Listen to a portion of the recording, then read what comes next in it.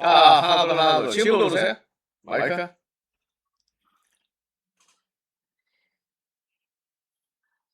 이 뭐 노트북 사양이 좋 컴퓨터 사양이 좋아요 나.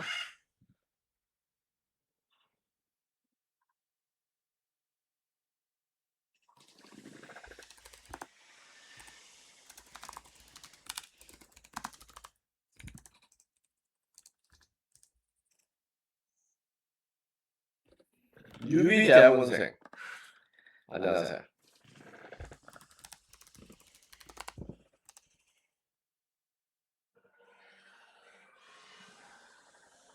방송 소리가 아까부터 비슷해. 설정은 잘 몰라요. 나 노트북 안 건드리는데 왜 설정이 지저로 바뀌냐 이거지.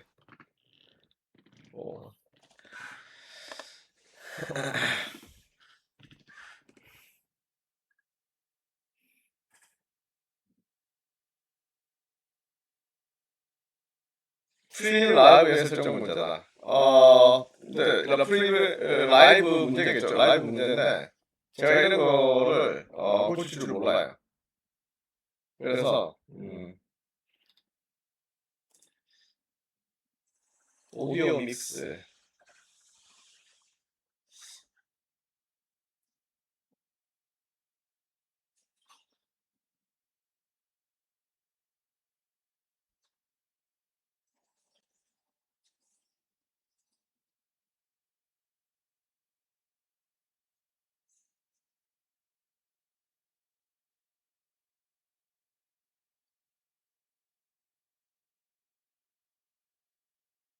싱크랑 더블 마이크 나누는 거 계속 소프트웨어.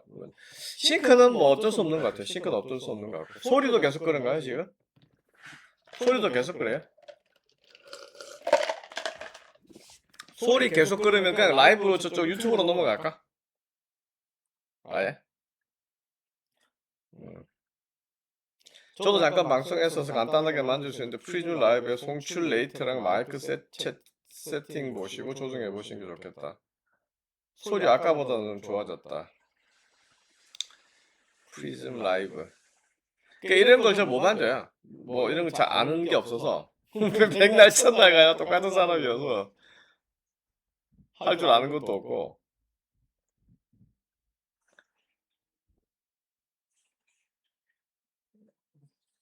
렌더링 성능 저하로 인해 206 프레임 드롭이 발생했다. 프레임 드롭이 지속된 방송 화면이 버벅거릴 수 있다. 다른 프로그램이 시스템을 자원을 과다하게 소모했는지 확인해주세요. 필요없는 소스를 삭제하거나 프레임과 해상도를 낮춰주세요. 뭔 말인지 모르겠어요.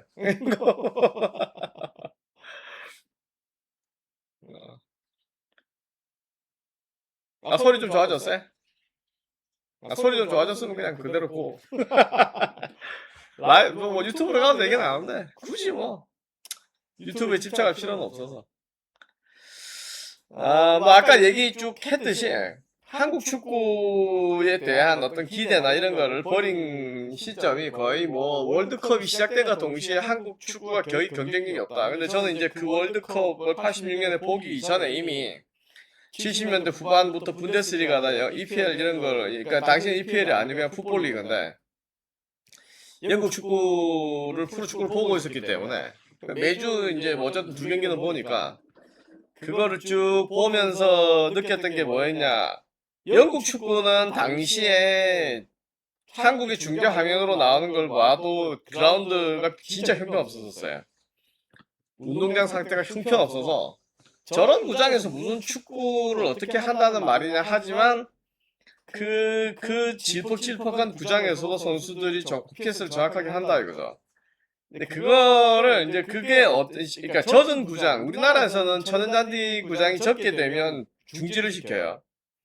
잔디 보호 때문에. 그러니까 비가 오고서 많이 내려 있는 상태에서 운동장이 다 패여버리면 잔디를 원상 복구시키는 뭐 방법이라고는 새로 씨 뿌리고 키우는 것밖에 없으니까 롤로 말아 있는 잔디를 갖고 와서 이렇게 깔고 하는 시절이 아니라 그냥 말 그대로 이제 씨 뿌린 다음에 키우는 그런 형태로 관리를 했기 때문에 뭐지? 운동장이 비가 와서 운동장이 다 패여버리면 도저히 축구를 할 수 없게 되고 잔디가 심하게 훼손되기 때문에 대회가 더 중지되고 그랬었어요. 과거에는.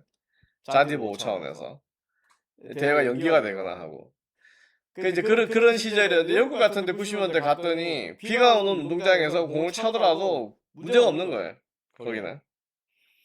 근데 그런 질퍽질퍽한 구장에서 수막을 타고 공이 굴러가는 거를 정확히 컨트롤하는 게 어떤 거냐 하는 거를 느껴보고는 쟤네들 대단한 애들이구나 하고 느꼈어요. 지금도 EPL에 38라운드가 진행되면 20라운드 이상이 이슬비가 내리는 구장에서 하잖아요. 경기를. 그런 경기장에서 경기를 치른다. 그거 쉬운 일은 아니거든요. 선수들한테. 체력적으로도 그렇고 기술적으로도 그런데 어쨌든 간에 외부에서 봤을 때 지금 EPL 경기를 보는데 비가 와서 공이 수막을 타고 쫙 빨래줄처럼 그 공 굴러가는데 그 공의 컨트롤을 미스를 하질 않죠. 비가 와서 공이 발에 붙어서 미끄럽기 때문에 툭 튀겨 나간다 이런 게 없다 이거예요. 보면.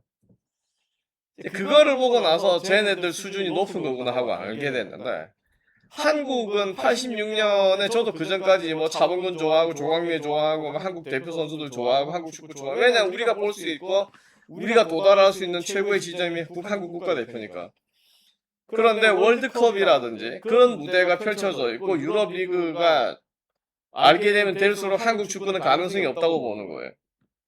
왜 가능성이 없다고 보느냐? 차범근 같은 선수들이 나타나서 유럽에 진출해서 큰 성과를 거두긴 했지만 차범근을 제외한 나머지 선수들 그 선수들이 갖고 있는 경쟁력이 1986년 정확히 지금으로부터 40년 전으로 돌아갔을 때 그 수준의 우리가 아르헨티나, 이탈리아, 그다음 불가리아인가? 그런 팀과 경기를 했을 때 느꼈던 벽. 그 벽과 똑같은 벽을 지금 이번 2026년에도 똑같이 느껴요. 다시 말하면 지난 40년간 한국 축구가 근본적으로 발전을 했냐? 발전을 했겠죠. 훈련 방법이나 개선이 되고 역량도 개선이 되고 선수들의 피지컬도 좋아지고 우리가 개선 그런 환경들이 개선되는 동안에 유럽 축구도 똑같이 남미, 아프리카 똑같이 개선되면서 갔다 이거죠. 그러니까 경기력의 개입이 어느 시점이 지나서 40년이 지나면 경기력이 개입이 맺고질 수 있어야 된다고 봤는데 그게 안 된다는 거예요. 지난 40년간. 이번 2026년 월드컵을 통해서 제가 확실하게 느낀 건 2002년 후강으로 계속 경기를 치르는 2006년, 2010년, 2014년 이렇게 오는 기간에도 한국 축구가 근본적으로 달라지진 않는다. 근데 근본적으로 달라질 수 있느냐 없느냐에 대한 회의감 그런 것들이 오랫동안 있었다 이거죠. 근데 그런 회의감에 대해서 그 회의감을 깨트린 사건이 뭐냐면 일본 축구인 거예요. 일본 축구는 제가 98년에 한일전 경기를 보면서 현장에서 직접 보면서 느꼈을 때 이미 일본이 한국보다 더 세련된 현대 축구에 근접해 있다고 느꼈었어요. 2002년 이전에. 그러니까 2002년 이전에 한일 간의 축구 수준에서 한국과 일본이 뭐 클럽 단위로 붙는다라든지 그러면 한국이 비슷한 우위나 승률을 반반 가져갈 수 있는 시점이었는지 모르겠지만 경기력 자체로만 본다 그러면 일본 애들이 훨씬 더 세련된 축구를 하고 있다고 느꼈거든. 그런데 그렇게 우리가 한동안 일본 축구를 잊고 사는 동안에 아체미 경기를 통하면 이제 아체미에서 한국 선수 팀들이 일본과 경기를 하면 뭐 엎치락뒤치락 하면서 이기고 지고 하는데 경기 결과는 그렇다고 치는데 경기를 수행하는 방법상에서는 이미 한국이 훨씬 뒤지더라 이거예요.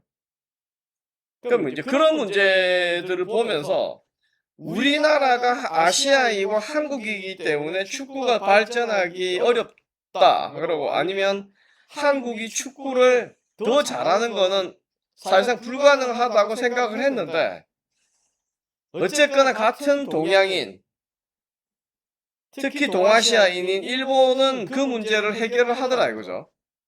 어떤 식으로든지. 어떻게 해결을 하느냐? 체계적인 육성으로 해결을 하더라 이거죠. 우리는 일본에 대해서 그렇게 모르고 있었는데 왜 갑자기 일본이 잘해지고 있느냐 하면 들여다보면 일본이 이런 시스템을 계속 구축해 왔구나 하고 알 수 있다 이거죠. 일본의 축구 선수 등록, 일본은 야구만 하는 나라로 생각을 했는데 일본이 축구 선수를 84만 명. 근데 2000 그게 좀 줄어들어서 10몇만 명이 줄어들어서 103만 명인가 102만 명까지 갔다가 84만 명으로 줄어드는 거예요. 24만 명이 줄어들었는데 이 줄어든 24만 명만 하더라도 한국에 등록된 선수의 2배인 거예요. 보면.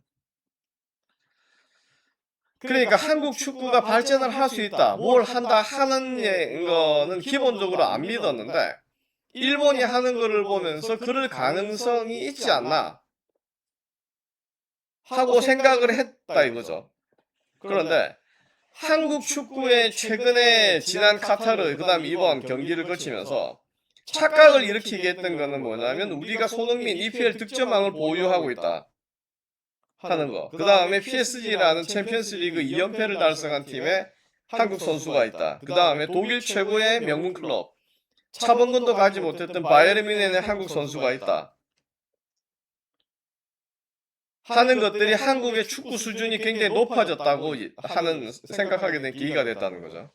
물론 그런 선수들을 배출했다는 것을 보면 전반적인 수준이 높아졌다고 얘기할 수도 있어요. 그런데 그 외 나머지 포지션에 있는 선수들은 어떠냐는 거예요. 그 나머지 선수들은 전반적인 실력 양상. 그러니까 과거의 대표팀에 86년에 우리나라에 차범근이 있었다 이거죠. 90년대에 VFL 목포문으로 갔나? 김주성 같은 선수가 독일 분데스리가 진출한 선수들이 있었다 이거예요. 그때도 94년에 누가 있었나? 해외 나간 선수들. 그 다음 98년, 2002년 거치고 해외 진출하면서 박지성 같은 선수가 있고 손흥민 선수 같은 선수가 있고 그런 선수들을 보고 자란 선수들이 있고 그런데 그 선수들이 자라서 결국 월드컵에 왔는데 월드컵에서 성적은 40년 전이나 지금이나 달라진 게 없다는 거예요. 보면 1986년에 월드컵 본선 진출국이 16개국이 아니라 24개국인지 16개국인지 잘 기억이 안 나는데 그에 비해서 2배 이상 증가된 현 시점에서 본다고 하면 한국 대표팀이 32강을 진출 못한다. 당연한 결과라고 봐요. 그 당시는 1승도 없었다 하는 데 비해서 1승이 있었다. 그러니까 발전했다고 볼 수도 있을지 모르겠지만 결과적으로 지난 2번의 월드컵 그 전까지 땡긴다도 마찬가지예요. 독일 경기를 포함한다고 해도 발전됐다고 보기 어렵다는 거죠. 근데 발전이 안 된 건 좋다 이거예요. 발전이 안 된 거는 좋은데 그럼 발전시킬 수 있는 여지는 있느냐? 그것도 없다 이거예요. 왜 없다고 느끼냐면 어떤 축구를 발전시키다 중국이 왜 그렇게 축구를 많이 하고 돈을 많이 쏟아부는데도 불구하고 잘 못하느냐? 결국 좋은 지도자. 제가 이 이야기는 10년 전에도 했던 것 같아. 이 유튜브를 처음 시작할 때. 중국의 각급 리그, 우리 때는 각급 리그라고 불렀거든. 지금 프리미어리그인지 일부 리그인지 뭐 어떻게 부르는지 모르겠는데 중국 리그를. 그 시절에부터 프로 선수들이 육성이 되면 프로 축구가 시작이 되고 그 프로 축구로부터 배출된 선수들이 상당수가 지도자로 들어가서 본인들이 프로 축구 선수 생활을 하는 동안에 겪었던 여러 가지를 기반으로 해서 지도자 교육이 더해져서 그 교육을 바탕으로 유소년 지도에 힘을 기울이면 그때 중국 축구가 빛을 발할 거다. 근데 그게 시간이 상당히 오래 걸린다. 왜냐? 중국 축구 선수가 일단 프로 축구가 10년 이상이 경과돼야 되고 그 10년 이상의 프로 축구 선수들이 지도자로 가는 문화가 다시 만들어져야 되는 기간들. 그 기간들이 다 합치면 거의 10년에서 20년 이상 시간이 걸린다고 보거든요. 선수 생활을 10년 이상 한 애들 정도가 돼야 되니까. 그럼 그렇게 배출된 애들은 굉장히 적을 거라 이거죠. 그 적은 애들이 13억 인구 대비로 중국에서 축구 선수들을 발굴 육성하는 현장으로 다 뛰어들어서 선수를 길러낸다 하는 것 자체가 워낙 요원한 일이다 이거예요. 보면. 그러니까 시간이 오래 걸릴 거다 하는 건데 결국 그렇게 되게 되면 발전할 수밖에 없다는 거예요. 지금 이상한 아프리카 팀들 인구 60만인 70만인데 왜 축구를 잘하냐? 그런 나라의 좋은 지도자들, 프랑스에, 그러니까 아프리카계는 이제 불어를 쓰니까 어차피 프랑스 식민지여서 프랑스 계열의 축구 지도자들이 들어가서 거기서 가르치고 나오고 하는 것들이 반복이 되고, 그로부터 배운 지도자들이 다시 그 밑에 있는 선수들을 키우고 하는 과정들. 그리고 어릴 때 조기에 아프리카 애들은 발굴이 되면 프랑스로 넘어간다 이거예요. 그러면 프랑스에서 현대 축구를 다 배울 수 있고, 그렇게 선수 생활 마친 애들은 다시 아프리카로 돌아가거나 해서 또 애들 키우는데 육성이 되고. 물론 그렇다고 하더라도 어려운 환경들, 그러니까 좋은 자연 환경, 자연 구장, 그러니까 천연 구장, 아니면 인조 구장 이런 것들, 그러니까 체계적으로 제대로 된 훈련 시스템 속에서 훈련을 받을 수 없는 여건들, 이런 것들이 발전 속도를 늦추는 과정이거든요. 예를 들어서 잔디 상태가 완벽하게 평평하게 지면이 쫙 되어 있는 구장에서 연습을 했을 때 실제 경기관 장과 가장 유사한 형태의 그라운드 환경에서 연습을 지속적으로 할 수 있다 그러면 그 연습 과정에서 패스미스가 나는 원인이라든지 킥 실수가 나는 원인이라든지 컨트롤 미스가 나는 원인들을 빠르게 발견할 수 있어요. 운동장 상태가 고르지 않으면 어떤 선수가 어떤 정확한 기술을 구사를 한다고 했을 때 그게 과연 정확한 기술이 구사됐는데 이게 운동장 상태에 의해서 패스 미스가 났는지 컨트롤 미스가 났는지를 판단하기 어렵다 이거예요. 물론 선수들은 다양한 구장에서의 적응성을 키워야 되는 거긴 하지만 좋은 구장일수록 선수가 어떤 실수를 하고 어떤 부분에서 문제점이 있는지를 더 빨리 발견할 수 있는데, 아프리카라든지 왜 브라질, 남미 이런 팀들이 지금 더 이상 발전하기 어려우냐? 거기도 똑같이 뭐 예를 들면 콜롬비아 뭐 루이스 디아스 같은 애들이 막 나타난다든지 알미론 같은 애들이 나타나기 전까지 파라과이나 콜롬비아가 더 높은 수준을 가기가 힘드냐면 다 그런 원인들이거든요. 운동장 환경이 잘 갖춰져 있어서 정확한 기술을 구사할 수 있는 훈련 시스템, 훈련 장소가 만들어졌을 때만 선수들이 갖고 있는 기술적 한계에 대한 평가들이 정확하게 이루어질 수 있어요. 일본이 지금 현재 그래요.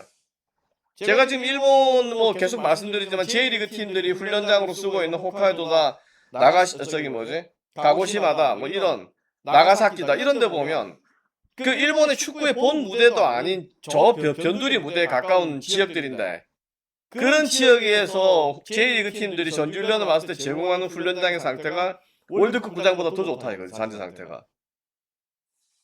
그러면 그런 구장에서 훈련을 할 때는 정확하게 본인의 실력이 다 드러나는 거예요.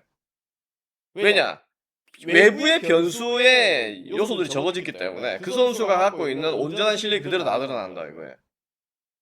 그럼 그런 문제들, 그런 저런 문제들을 한국 축구계가 해결할 수 있느냐? 못해요. 우리나라는 그렇게 천연구장을 만들어서 관리할 돈이 없어요. 축구협회 예산이 1년에 1200억에 이르는 수준을 갖고 있지만 그 예산으로 축구 인주잔디를 관리할 수 있는 게 아니거든. 일본도 마찬가지로 지자체 소유로 지자체가 관리를 해요.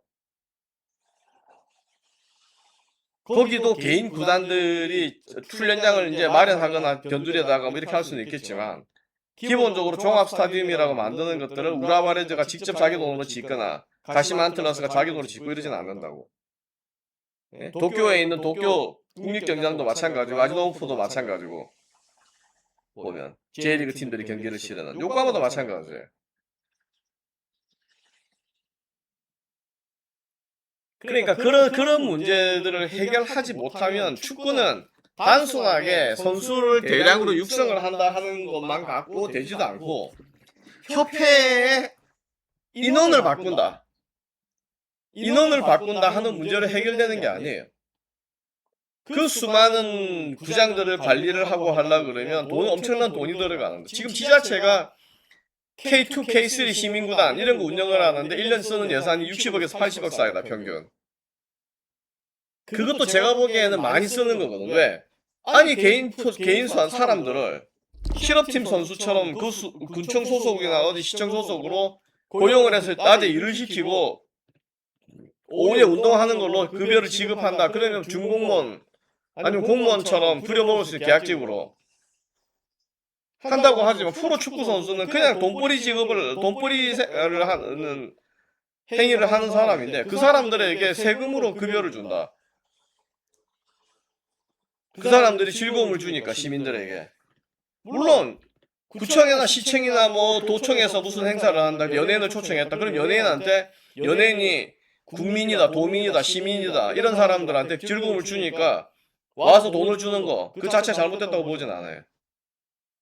근데 그건 일회성 행사인 거고 이거는 아예 고용을 해서 연봉을 지급하는 행사인데 같은 선상에서 비교할 수가 없죠. 그러면 지속적으로 시민들에게 즐거움을 주고 있느냐? 그리고 그게 우리나라 시에서 꼭 필요한 사항들이냐? 이런 의문을 제기할 수밖에 없어요. 시민구단으로 운영되는 거는. 언제까지 그럼 어떻게 세금을 더 매년 예산을 증액시켜가면서 팀 운영할 수 있느냐 하는 문제도 있고. 그러니까 예산 증액이 장기적으로 지속적으로 이루어지지 않으면 구단의 발전에는 건 없어요. 왜냐? 인플레라는 게 있잖아. 물가가 올라가게 되면 물가가 올라가는 것만큼의 선수들의 연봉 이 매년 증가할 수밖에 없다 이거예요. 그게 반영이 돼서. 그럼 계속해서 명목 임금상이나 실질 임금 어쩌다 하더란 명목 임금상이 계속 올라가면 그 명목 선수들의 연봉이라는 명목 임금을 맞춰줄 수 있는 예산의 증액이 지속적으로 가능하냐? 그런 문제들은 뭐와 때문에 관련되어 있냐? 세수의 문제와 관련되어 있는 거예요, 세금. 그럼 우리나라 경제가 지속적으로 연 4% 5%의 발전을 한다. 그럼 연 4% 5% 발전하는 만큼 물가 상승률이 그만큼 생기거든요. 그럼 그렇게 발전한다는 가정하에서 세수가 얼마씩 늘어난다는 가정하에서 축구 예산을 배정할 수 있는데 만약에 그런 구조가 아니라고 하면 구단의 발전이라는 게 없다는 뜻이에요. 구단의 발전이라는 게. 그러면 구단이 자체적인 자생력을 갖고 있지 않은 게 우리나라 프로축구의 반 절반 이상이 자체 예산으로 조달을 해서 뭔가를 할 수 없는데 그러면 외국 클럽들처럼 구단의 자산 기반으로 은행에 대출을 받아서 뭘 할 수 있느냐? 그것도 안 되잖아. 그러니까 뭘 할 수 있냐고 우리나라가. 선수 육성을 장기적으로 대량으로 좋은 선수 육성하려고 그러면 좋은 지도자들이 있어야 되는데 일본처럼 JFA 통합 축구 철학을 기반으로 한 지도자 육성과 동시에 선수 육성이 가능한 구조도 아니고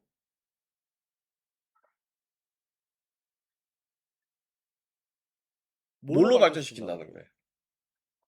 그러니까 저는 이 40년 전에 지금이나 한국 축구에 대한 별 기대가 없으니까 지금과 같은 월드컵에서 결론이 나온다고 하더라도 그냥 당연하다 이렇게 보는 거고 그럼 이 상황이 뭐 새로운 감독을 바꾸고 뭘 하면 달라져서 한국 축구가 발전할 수 있을 것이냐. 근데 거기도 회의적이라 이거예요. 왜? 지난 40년간 못했는데 그 40년간 아니 말은 40년이지만 실제로는 100년간 못한 거나 마찬가지거든요. 100년간 지난 한국 축구가 만들어진 근대 축구가 만들어진 지난 100년간 한국 축구가 발전하는 것과 유럽 축구나 남미 축구가 발전해 가면서 있었던 갭이 일본은 그 갭의 반 이상을 메웠다고 하면 한국은 여전히 그 갭이 반 이상 있다 이거지. 온전하게. 그걸 어떻게 메꾸느냐는 거예요. 행정을 쇄신하고 협회를 쇄신하면 마치 되는 것처럼 물론 축구협회도 하고 있는 짓을 보면 병신인 건 틀림없어요. 왜 비판을 받아야 되느냐? 본인들이 협회 내부에 있는 사람들이 느끼기에 일부 유튜버 저것들 아무것도 아니다 저거 대응할 필요 없다 이런 식으로 본인들이 눈을 감고 왔기 때문에 문제를 더 키운 측면이 있다고 봐요. 제가 이 문제 때문에 벤투 시절에부터 축구협회는 내부 대응팀을 만들어야 된다 SNS에 그 이야기를 했던 거거든요. 왜 그 이야기를 했냐? 내부 대응팀이 사실이 아닌 거에 대해서는 사실에 관련된 내용을 확인하고 그게 아닌 거는 고소고발로 그런 사람들이 본인들은 언론 자유다 유튜브에서 뭐 표현의 자유다 하면서 하는 것들이 사실이 아닌 것들에 대한 경각심을 줄 필요가 있었어요. 홍 감독에 대해서 문제를 삼고 뭘 자꾸만 문제를 삼으면 그거에 대해서 사실과 다르다 그래서 걔네들 입을 막을 뭐 소송을 한다든지 홍 감독 대신에 고소고발을 진행한다든지 해서 적극적인 대응들이 있었어야 돼. 그 이야기를 내가 2년 전에도 했거든. 벤투 시절부터. 근데 그거를 저것들 아무것도 아니니까 뭐 우리가 굳이 대응할 필요가 있나? 지금 협회 내부도 똑같아요. 굉장히 무능한 인간이 10대라고 느끼는 게 그런 거예요. 네? 대응을 못 하다가 결국 이까지 왔어. 이까지 오고 나니까 대응을 더 할 수가 없어. 왜냐? 대응을 했다가는 전북협회장처럼 공공의 적으로 몰린다 이거지, 이제는. 그러니까 어떤 대응도 못하고 그냥 속수무책으로 당해. 난 걔를 당해도 싸다고 봐요. 왜냐? 본인들 스스로 화를 자초한 거니까. 그거는.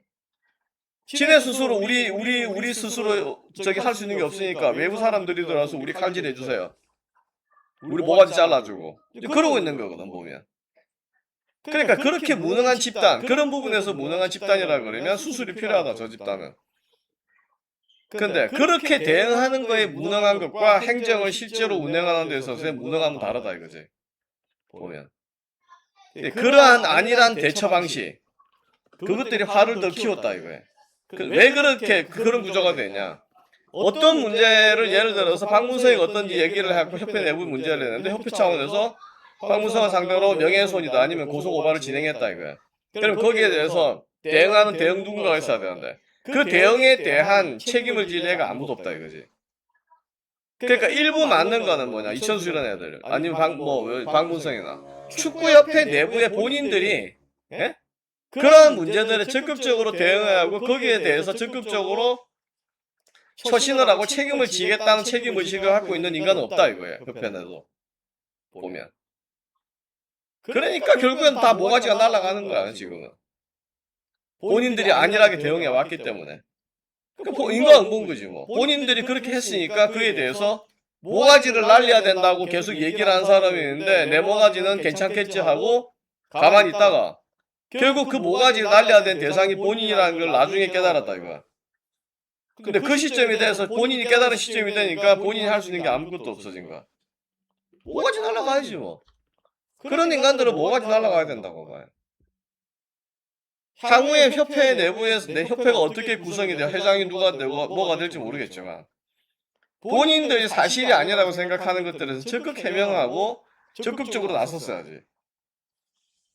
세상이 어떤 세상인지를 모르는가? 협회가 우리 뭐 사단법인이니까 우리가 뭐 하는 대로 하고 니네가 뭐 안팽을 떠들어봐라. 우리는 상관없다. 그건 니네 생각인 거지. 다수의 국민들이 들거나 그게 다수의 국민들이 들고 일어나서 제기하는 문제가 옳고 그르다의 문제가 아니잖아. 지금은 세의 문제지. 어떤 세력이 어떤 식으로 여론을 만들고 여론을 선동하고 조작을 해서 사실인 것처럼 퍼뜨리면 거기에 이길 수 있는 힘이 없다 이거야. 일반인들이. 그럼 거기에 이제 본인들이 넘어가는 거야. 아무리 박문성이가 헛소리를 떠들고 소영이가 헛소리를 떠들고 누가 헛소리를 떠든다고 해도 우리랑 상관이 없어. 무시하는 건 좋다 이거지. 그렇게. 무시하더라도 그게 국회까지 문제가 가서 국회 정은데 국회 안에서 박문성 같은 애들이 나와서 떠드는 시점이 되면 사태 심각성에 대한 각성이 있어야지. 우리가 뭘 잘못했냐 하는 거를 내부에 숨겨서 저그들끼리 모여가지고 씨바 저 새끼들 죽일 놈이다 아니 살릴 놈이다 하는 걸로는 해결이 안 된다 이거. 근데 누가 나서서 총알을 맞겠다 방탄복을 입혀달라 하는 인간도 없고 방탄복을 입고 나서서 지금 뭐 기자회견 계속하면서 그 축구협회 기자도 계속 들어갈 거 아니야 보면. 예? 거기 들어가서 얘기하려도 아무도 없다 이거지. 백본토론 안 본다 그러고.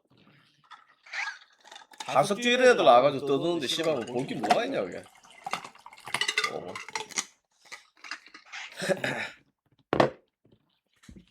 그런 거 봐봐야 또 방송할 주제들만 많이 생긴다. 논리 반박할까 많이 생기고 준서가.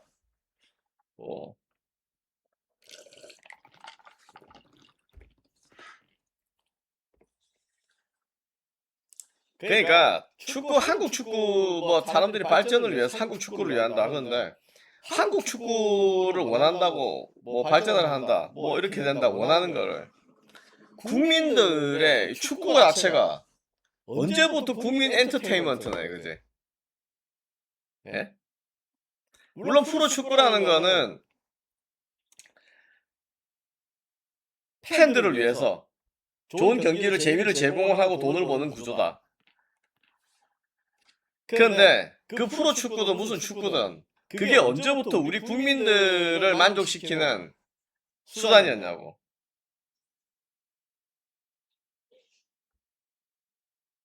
한번 생각을 해보세요. 대한축구협회가 있고 대한축구협회 목적이 국민들 만족시키고자 하는 게 아니에요. 대한체육회에서 연간 얼마씩을 대한축구협회에서 대한축구협회로 지원을 하고 하는 이유는 큰 틀에서 보면 국민체육진흥이에요.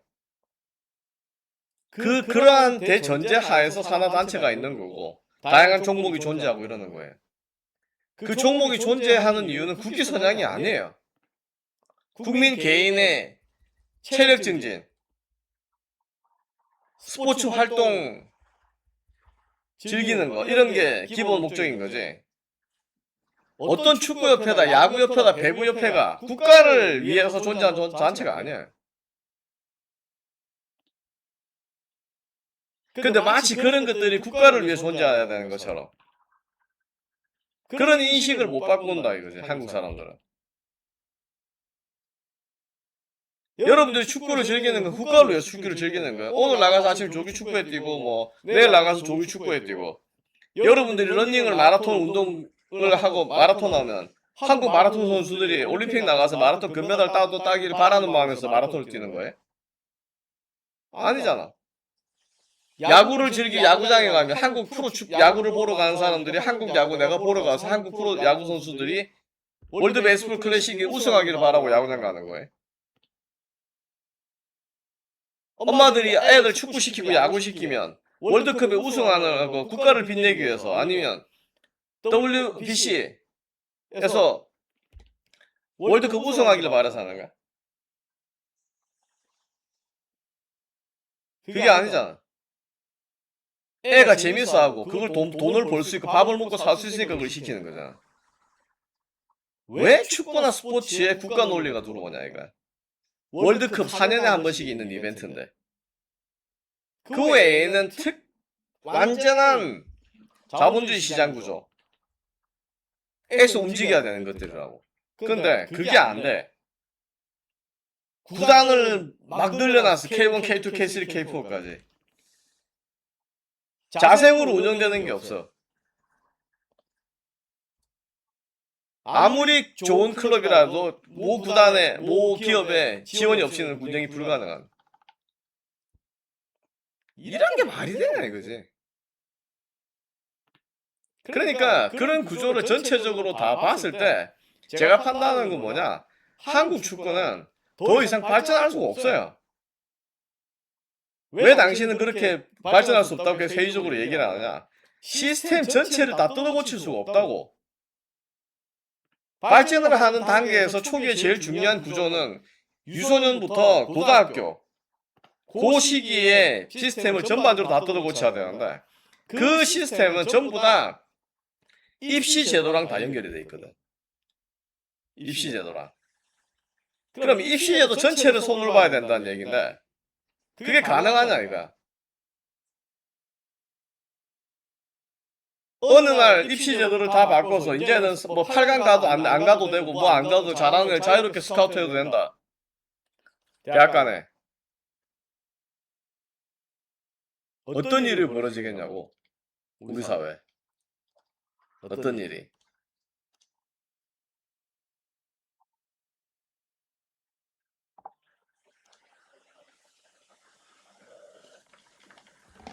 성적 없이 자유롭게 일본처럼 축구를 마음대로 즐길 수 있어도 대학을 갈 수 있다 하는 것들도 불가능해지고. 네? 그러니까 어떤 일이 벌어지냐 이거 앞으로. 기본기를 잘 갖춘 선수를 길러낸다. 불가능하다. 지금까지는. 그러면 시스템을 다 갖추고 자유롭게 입시 제도를 폐지시켜버리면, 체육특기자제도 다 폐지시켜버리면 그때부터 누가 축구시키냐고. 그나마 지금은 좀 못해도 대학은 갈 수 있다는 희망은 있어. 근데 그것도 없어진다 만약에. 8강제도 없애버리겠다. 연간 출전시간 없애버리겠다. 무조건 리그를 펼쳐서 대학들이 알아서 고등학교까지 대학까지 알아서 스카우트 선수를 해라. 특기자제도 없으니까. 학생들이 마음대로 알아서 일반 학생들과 똑같이 대학을 지원을 해서 가라. 대학을.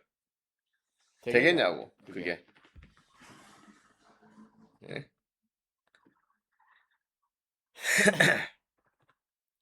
어떻게 손을 바꿀지 뭐 누가 혁신위에 누가 어떤 식으로 한국 축구 시스템 제도를 바꾸는지 모르겠지만 근본적으로 현 구조에서 불가능하고 현 구조를 손댈 수가 없어요. 이 시스템 전체를 무너뜨리고 재설계를 한다 자체가 불가능해. 보면. 그리고 그런 일을 하려고 그러면 장기간에 걸쳐서 4년, 5년 이상의 시간을 두고 부모를 설득하고 학교를 설득하고 제도적인 점진적 변화를 갖고 와야 되는데 그거를 4년, 5년간 계속 지속적으로 추진할 수 있는 세력도 없고 맡아서 축구의 챕터 기자가 없어지면 나머지 종목 전체 다 없어져야 되거든. 똑같이. 가능하냐 이거지. 왜냐 한 학교에서 축구부도 운영하고 농구부도 운영하고 아이스하키부도 럭비부도 운영하는 연대가 고대는. 그럼 걔네들 선수 어떻게 다 선발하냐고. 전국에 있는 애들 중에 잘하는 애들 쫓아다니면서 우리 학교 와달라 장학금 줄게 뭐 줄게 해가면서 선수들 모시고 어쩌고 저쩌고 보면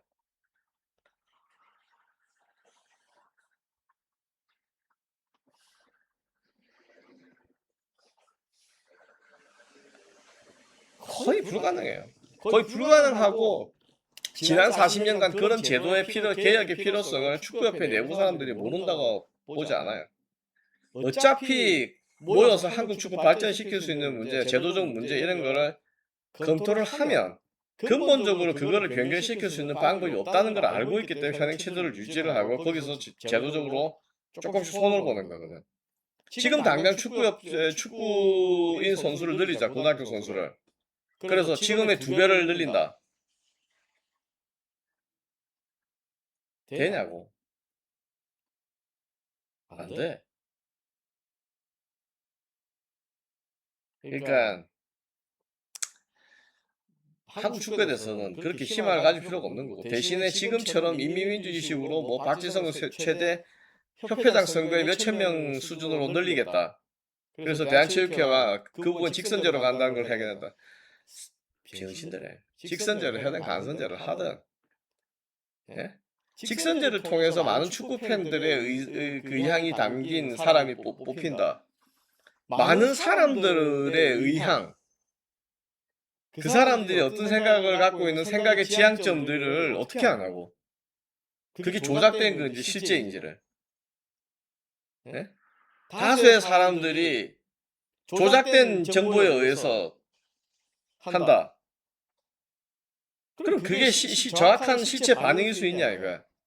그리고 회장이라고 출마하는 사람들에 대한 정보 어?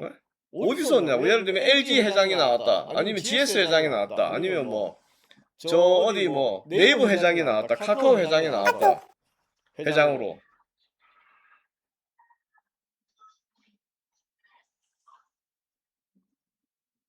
그러면 그 회장들이 축구와 전혀 상관없는 사람들인데 축구와 관련 있는 사람들이다 예를 들어서 신문선이 나고 허정보가 나고 누가 나왔다 회장으로. 그럼 그 사람들의 과거 전력에 대해서 아는 사람들은 어디 있냐고. 아니면 기업가들이 나왔다. 기업가들이 축구와 관련돼서 뭘 한 일이 아무것도 대본이 없는 사람들인데 그 사람들은 뭘로 평가하냐고. 직선제로 한다 그러면. 선거운동을 해야 되나?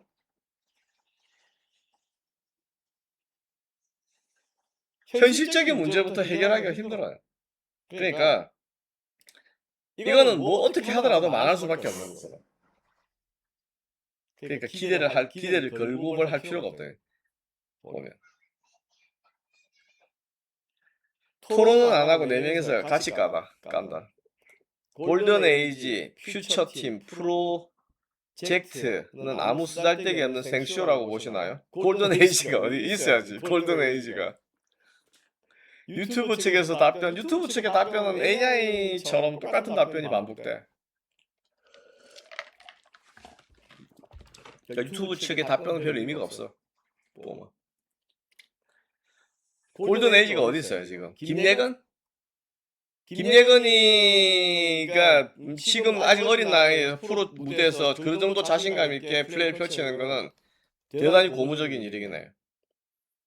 근데 1대1에서 이제 힘이 더 붙고 해야 되지만 아직은 지금도 몸이 좋긴 한데 그 몸이 성인 몸으로 들어가고 나서 체형이 조금 더 변경이 되고 몸에 근육이 더 붙으면 오히려 어떨지 모르겠어요. 보면 골든 에이지 퓨처 팀 프로젝트 퓨처가 있어요? 퓨처 팀 구성할 만한 게 골든 에이지는 누가 육성해요? 골든 에이지랑 퓨처 프로젝트를 운영하려고 그러면 그걸 일관되게 육성시킬 수 있는 지도자들이 있어야 돼. 그런 사람도 있냐 이거지.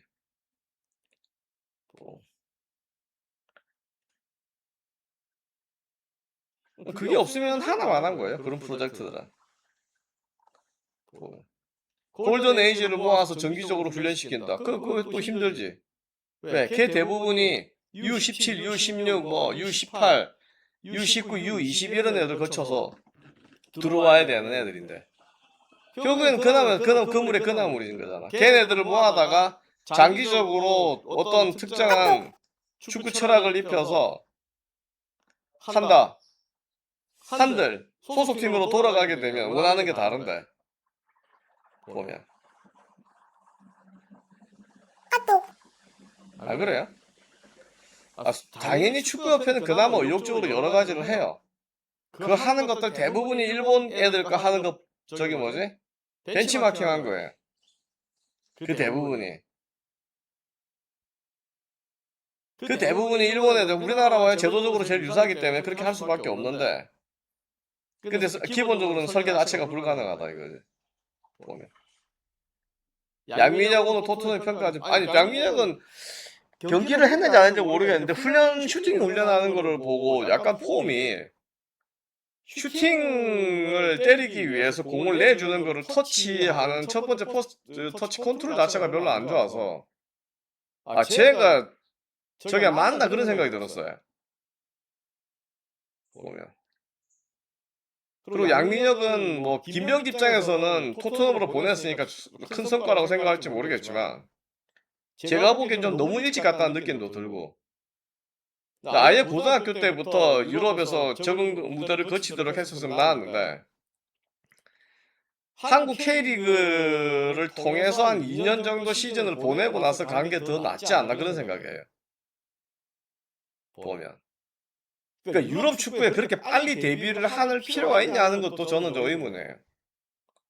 그 무슨 얘기냐면 성인 축구 무대를 한 시즌을 뛰게 되면 내가 몸 관리를 어떻게 해야 되고 어떻게 적응을 해야 되고 뭘 해야 되고 이런 것들이 좀 빨리 되거든. 물론 시즌제가 다르긴 하지만. 근데 이제 고등학교 갓 졸업한 애들을 유럽으로 보내서 빨리 적응을 한다. 그러니까 단기 연수를 보내는 건 찬성이에요. 단기 연수. 왜냐하면 뭐 한 달이다 아니면 6달이다 3달이다 이렇게 보내서 훈련을 시키고 거기 리저브 경기 같은 데 출전시키면서 유럽 수준이 이렇구나 하는 거를 보고 배우게 들어오는 거는. 그리고 여기서 한국 축구에서 적응을 해서 그러니까 한국 시즌과 시즌이 다르니까 비시즌에 단기 연수를 보내서 유럽 축구를 경험하게 하고 들어와서 그걸 기반으로 한국 축구에서 조금 더 세련화 거친 다음에 본격적인 경쟁력이 생겼을 때 다시 유럽으로 보내고 하는 거. 그리고 이제 그 기간 동안에 영어도 익히게 하고 어학도.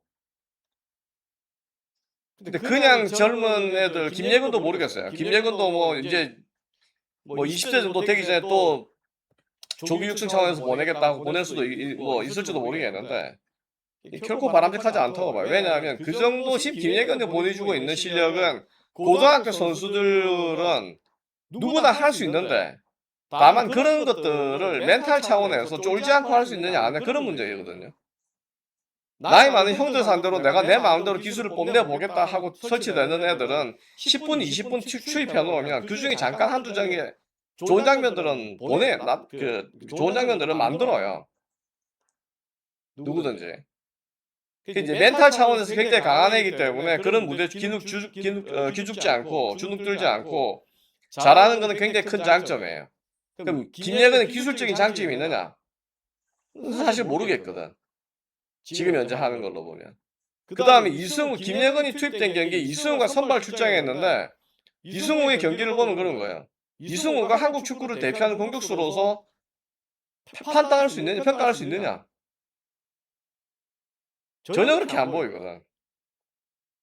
그 잠깐 뭐 드리블 좀 치면 사람들이 선호하는데 그 드리블 친다는 거 제끼는 게 아니라 횡방향으로 움직이는 거니까. 수비를 왼쪽이나 오른쪽에 두고 드리블 치는 건 쉬워요. 그 자체로는. 근데 김예근도 지금 현재 실력으로 1대1을 정면에 수비를 두고 하는 건 안 된다 이거지. 그럼 그 문제를 어떻게 해결하느냐. 1대1 연습을 죽으라고 해야 되는 거예요. 예를 들면 이토준야다 아니면 나카무라 게이토다 이런 애들은 상대를 앞에 두고 1대1에서 돌파를 한다 이거야. 그것도 외국 선수들 상대로. 그게 안 되면 안 되는 거예요. 이강인이 왜 그거를 못하느냐. 그러니까 탈압박 상황에서 수비가 공을 잡고 나 쪽으로 접근하는 사람, 공을 뺏으로 접근하는 사람을 뚫고 나가는 것은 쉽다 이거지. 왜냐, 그 앞으로 전진하는 사람은 그 사람 뒤로 돌아가면 되니까 내가 공을 가지고. 근데 내가 드리블을 하는데 내 앞에서 1대1로 딱 하기를 기다리고 있는 사람을 제끼는 건 쉽지 않다 이거지. 할 수 있는 방법도 많지가 않고 제껴내는 방법이.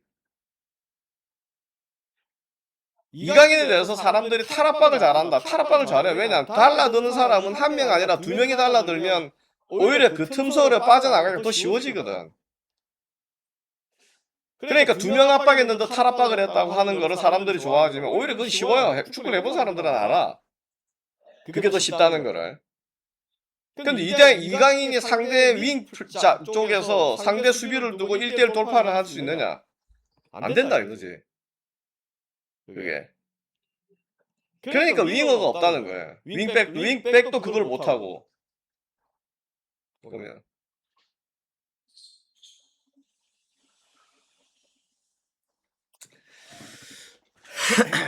양민혁은 너무 일찍 갔다. 너무 일찍 갔는데 그나마 한 팀에 계속 있으면서 유 시스템을 거치고 이런 게 더 낫지 않았을까? 본인 심리적으로는. 근데 뭐 어디 갔다 이미 옮겨 다니고 하고 다시 물론 토트넘으로 불려 들어오긴 했지만 그런 과정을 거치면서 본인이 떠돈다는 느낌을 들기 시작하면 야구하러 메이저리그 갔는데 마이너로 또 돌다가 선수생활 끝나는 거랑 비슷한 상황이 되는 거예요. 근데 한국 오고 싶어지겠지. 보면.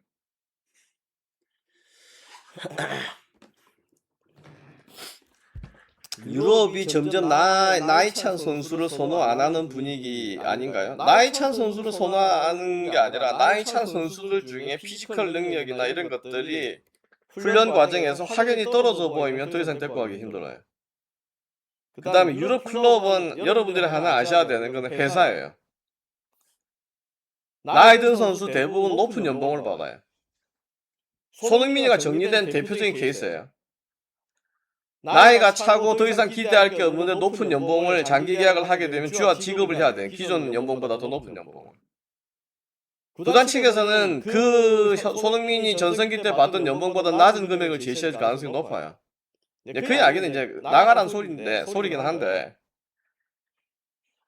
나이 찬 선수를 선호하지 않는 게 아니라 나이가 들면 본인은 인정하지는 않지만 코칭 스태프 입장에서 봤을 때 아니면 경영 측의 입장에서 봤을 때는 나이 든 선수 대부분이 나이가 차는 동안에 높은 연봉을 받고 있었다 이거지. 그 연봉 대비로 이 선수가 이 팀 구단에 미치는 영향성을 판단을 하고 선수 평가를 하는 거예요, 가치를. 그 나이가 들었음에도 불구하고 엄청 잘하면 계속 되고 있겠죠. 나이가 들었다는 거는 대부분 에이징이 생기게 되면 어쨌든 경기력에 문제가 생기는 거거든. 토트넘에서 정확하게 판단을 했다고 봐요. 더 이상 손흥민을 쓰는 거는 경제적 가치가 없다, 연봉에 비해서. 그러면 더 싸게, 더 좋은 선수를 새로 끼워 넣는 거죠. 보면. 우리나라도 마찬가지예요. 나이가 들은 선수를 선호한 팀은 없어요. 34, 33 때였는데 피지컬이나 여러 측면에서 감독 코칭 스태프에서 봤을 때 쟤 이제 좀 안 된다. 20대에 밀린다. 이러면 그냥 방출이에요. 방출. 그런 애들 하도 많이 봐서 주변에서. 본인들은 얼마든지 경기를 더 할 수 있다고 생각을 해요. 근데 경기는 더 할 수 있는데 새로 들어온 젊은 애들에 비해서 능력이 떨어져요. 되게 본인들은 잘 못 받아들여요. 그러니까 나이가 많아졌기 때문에 그냥 내보내는 게 아니라 나이 많은 애가 고연봉을 받고 있고 고주급을 받고 있으면 그 선수의 대비로, 투자 대비로 다른 젊은 선수를 키워서 간다 하는 게 맞는 거죠. 그러니까 유럽의 클럽들은 그냥 클럽이라고 보면 안 되고 기업이에요. 기업들. 기업이 어떤 효율을 자기들이 쓴 비용에 대해서 어떤 효율을 얻고자 하는 거를 대한 판단을 해서 선수단을 꾸려가는 거예요.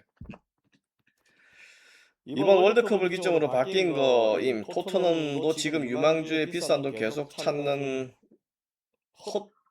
유망주의 비싼 돈 계속 헛돈 쓰는 정책 부정적으로 변하는 중. 당연히 그렇죠. 바르샤처럼 진짜 전국 시스템에 있지 않는 이상 로또 유망주 정책은 안 된다. 김영광이 이승우 안 썼다고 뭐라 하던데. 이승우 썼는데 뭐 별 효경이 없어. 경기를 봐도 아무래도. 독일도 거짓거리만 수년간 하는 이번 월드컵 존망. 비르츠 카도 거품 뽀록. 홍명보 청문회는 아직도 충격이네. 요 가족들 협박 때문에 참석한다고 인터뷰했네요. 참석한다고 참석 안 한다고.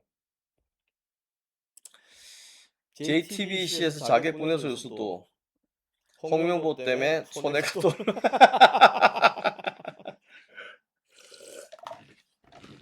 자, 오늘 여기까지. 하도록 하겠습니다. 저는 뭐 한국 축구에 대한 발전을 할 거나 이런 기대가 전혀 없어요. 어떤 회장이 들어오고 어떤 감독이 대표팀 감독이 들어온다고 하더라도 우리나라 사람들은 그렇게 장기적인 플랜을 가지고 밀어붙일 능력이 없어요. 보면. 가족 때문에 참석한다.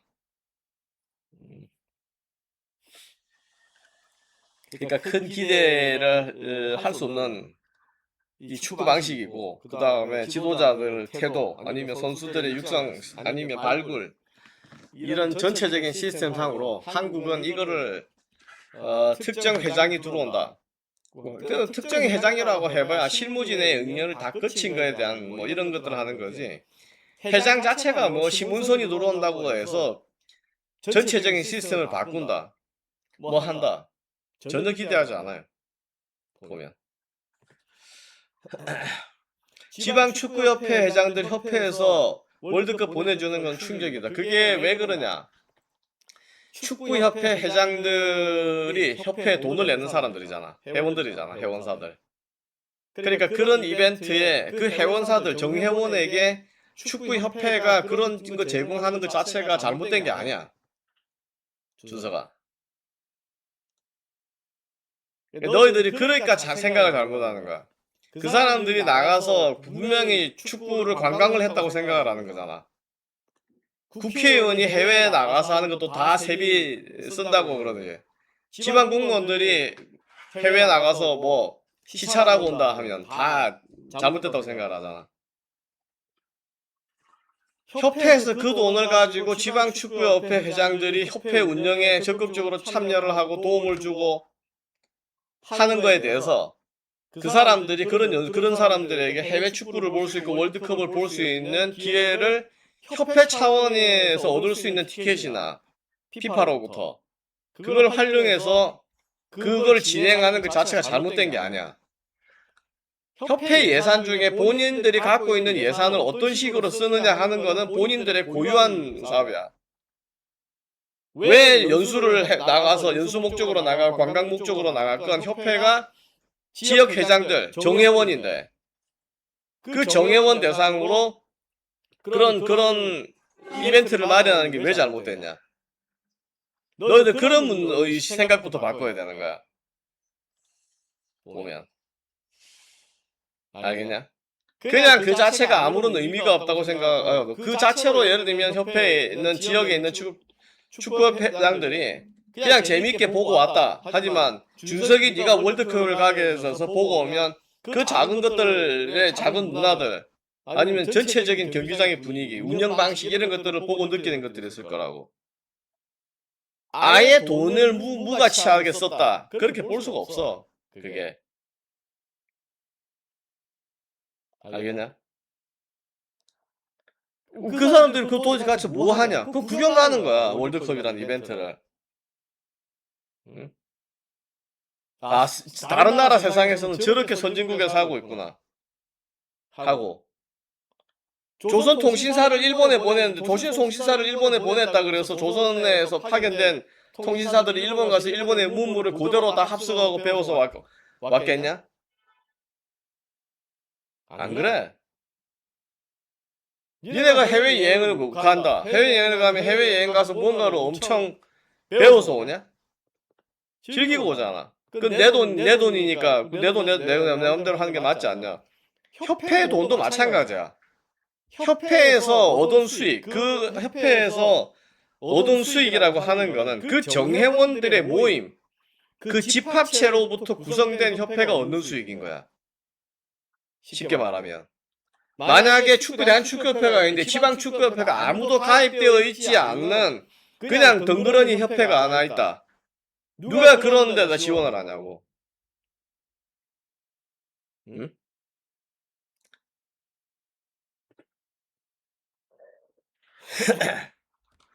그러니까 사람들이 뭔가 그런 걸 했다 그러면 축구협회 돈을 세금으로 보냈다고 얘기를 하는데, 세금으로 쓰는 돈이 다 아니라는 거야. 협회 자체가 자체 수익을 얻은 걸 가지고 어떻게 쓰는지에 대해서 문체부나 어디 정부에서 대한체육회에서도 감사할 수가 없어. 대한축구협회가 자기들이 본 돈 자기 마음대로 쓰겠다는데 그걸 왜 뭐라 그래? 그럼 사단 보면 전부 다 내가 말하잖아. 국영화 시키라고. 국가 소유로. 얘네들은 그런 생각부터 바꿔야 돼. 그런 문제들을. 나도 보면 그렇지. 새끼들 뭐 이런 거가 또 존나게 협회장이라고 가서 축구 보고 오는구나. 축구협회에서 보내줬구나. 좋겠다. 그런 생각 들지? 그건 실제로 생각해보라고. 축구협회란 단체가 어떤 단체인지. 거기 1200억 중에 정부에서 제공해준다고 하는 거는 3억인가 4억이고, 나머지는 국민체육진흥법에 따라서 대한체육회에서 산하단체 지원하는 거. 정부가 직접 지원이 아니라 대한체육회의 수익사업이나 이런 걸 통해서 대한체육회로 들어간 예산 중에 일부가 대한체육회 가맹단체로 들어가는데, 그 가맹단체로 들어가는 돈은 얘기를 했지만 협회 각 산하단체에 있는 체육 종목 협회가 요청을 할 때만 지급하는 거지 요청하지 않는데 지원하지 않아. 어느 날 대한축구협회에서 대한체육회 산하단체 우리를 있기 싫다. 그래서 예산 요청을 하질 않아. 그럼 대한체육회 지급을 안 해. 그러면 대한체육회가 산하단체인 대한체육회에 대한 감사권 이런 것들이 다 없어져.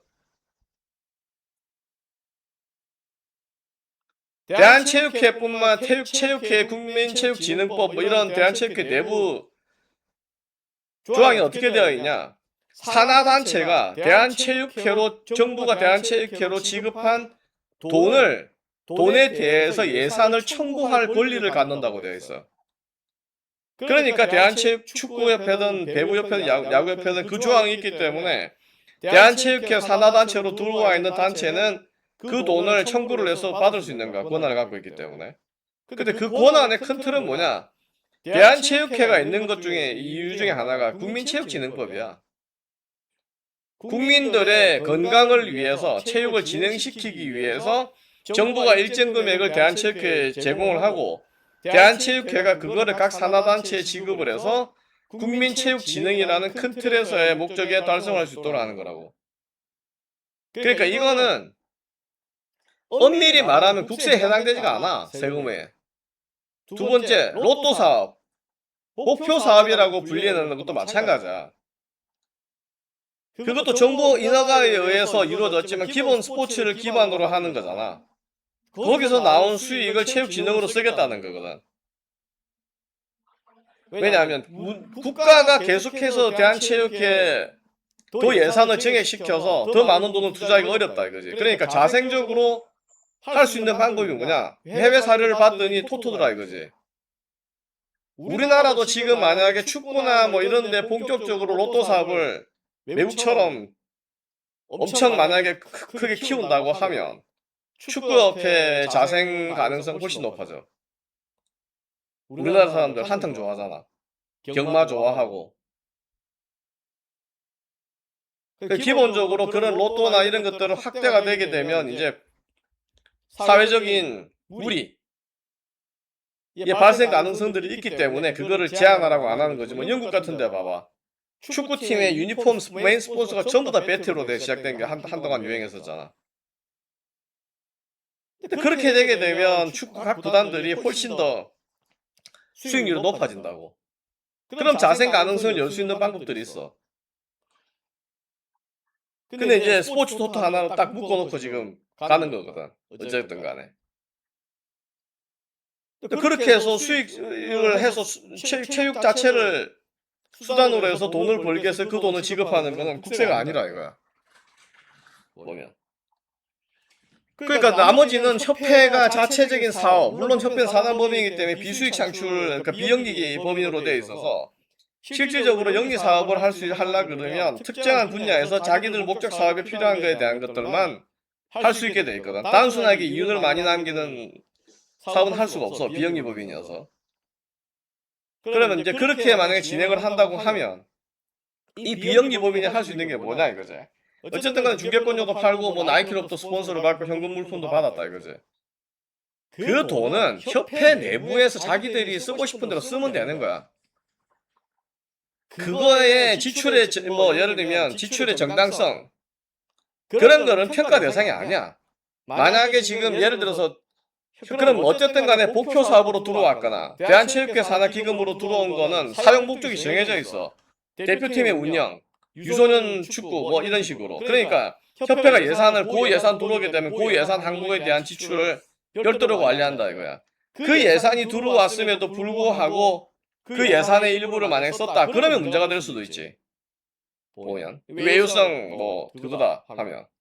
그런데 그것도 큰 틀에서 한국 축구의 발전을 위해서 연수가 필요하고 그게 필요했다고 주장을 하면 어떡할 거냐 이거. 국회의원도 그렇게 해서 외워나가는 거잖아.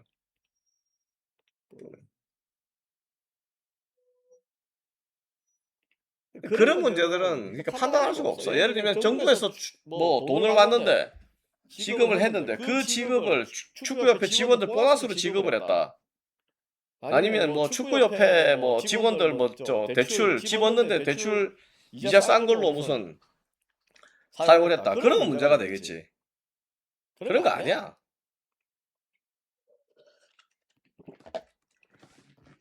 로타리 클럽이 있고 뭐 라이온스 클럽이 있는데 그 라이온스 클럽이나 로타리 클럽에서 자기들끼리 돈 모아가지고 어디 여행을 가거나 그 비용으로 누구 장학금을 주거나 뭘 했다. 그게 무슨 문제가 되냐 이거지. 사단법인 내에서 이루어지는 건데.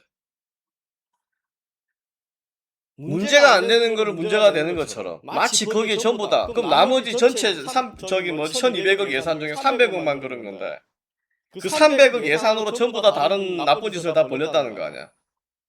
네? 그럼 나머지 900억은 1200억 중에 300억을 빼면 900억은 축구에서 뭐 했냐고 그러면.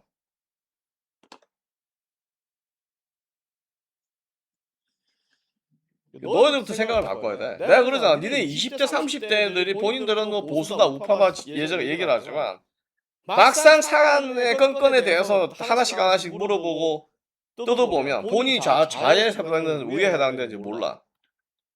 그냥 이슈에 따라서 내가 취할 수 있는 입장이 뭐냐. 이재명이 전세 저당을 뭐 근저당권 17억을 설정했다. 그럼 좌에 있는 지가 스스로 좌라고 생각했던 애들도 이런 사건에서는 이 잘못됐다 좌가 나 우로 가야지. 응? 위에 있는 사람들 위에 있는 사람 중에 또 나 같은 사람은 그래 뭐 그게 불법은 아니고 편법인데 본인이 한 얘기가 있고 대통령으로서 하면 안 되지. 응? 그렇게 얘기할 수 있는데 한편으로는 뭐 법을 어기지 않는 건 아니냐. 본인이 법률가인데 그렇게 얘기할 수도 있다 이거지. 그런데 기본적으로 내가 우다. 그러면 우가 우일 수 있거나 보수가 보수일 수있으려 그러면 정확하게 규정상으로 그러한 어떠한 것들이 보수의 원래 가치와 이념에 맞는지 안 맞는지를 따져야지. 단순히 돈을 써서 전국에 있는 지방에 있는 축구협회장들이 월드컵 구경을 갔다라 협회 돈으로 그 사람들 돈으로 만들어진 건데 뭐. 정혜원인 경우에 얼마씩 내게 돼 있잖아 지금도. 가입할 때 내나? 협회는 얼마씩 내는 걸로 알고 있는 지금도 프로연맹들은. 정회원들이 정회원으로서 지위를 누리겠다는데 협회에서 대우를 해주겠다. 그게 뭐가 문제냐 이거.